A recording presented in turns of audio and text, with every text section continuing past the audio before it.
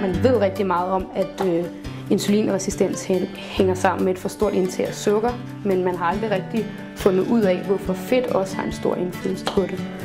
Så jeg synes, det er rigtig spændende, at man ligesom selv kan være med til at finde på en løsning på de problemer, som man har arbejdet med i sin universitetsuddannelse.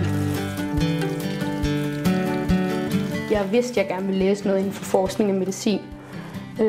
Men samtidig så ville jeg ikke have noget med patienter at gøre, så det var ikke selve lægeuddannelsen, jeg var tiltrukket af.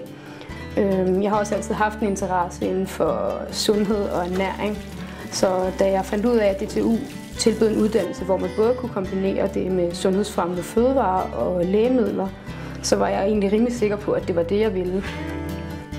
Udover det, så kunne jeg også rigtig godt lide, at man fik ingeniørdelen med. Det vil sige, at man havde ikke kun de biologiske og kemiske fag, som er relevant for uddannelsen.